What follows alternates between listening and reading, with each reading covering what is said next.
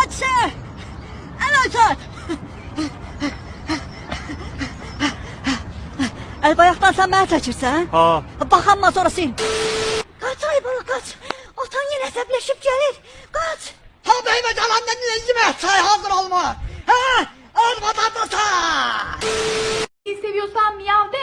Miyav ha kral. Anneni seviyorsan miyav de. Evet dedim de daha sanki Seviyorsan ve bu İzmir Reyme. Anneni Onun aksıkılır Reyme. Bez sahibi sen de pişen mi söz düğüne sonra sokul gelirsen de. Karikama satanlar geçsin acımına çarpsın.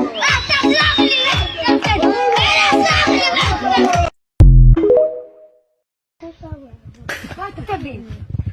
Hasta koyun adındı. Soyadındı. Soyadın ama famın yanında. Sen de.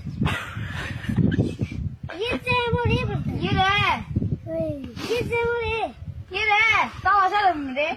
Sen de yaşlı bil. Osturaya burada. Sen de yaşlı bil. Osturaya burada. Nasıl mı? Ostururum.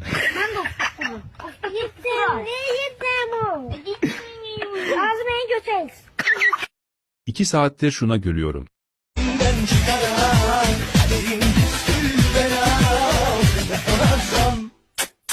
Yuh, içi de hoş muydu? Adam yeniden doğdu. Eşidirsən, ikimiz də yorğunuq. Gəlcədə qəşəng kafedə oturaq, araqdan, xəncəldən. Nə deyirsən? Axı pul yoxdur. Maaş almısan? Hə, maaş almışam. Hesab mənli idi.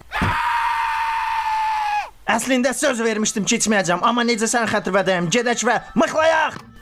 Yarpaq xəncəli, gürcü xəncəli, piti də götürərik, hə? Götürək. Mənim böyük qəlbli qardaşım. Çox sağ ol. Dostlarımın içində ən çox sənin xətrivi çox istəyirəm. Heç bilmirəm niyə. Bu və digər dublyajları izləmək üçün səhifəyə abunə olmağı unutmayın.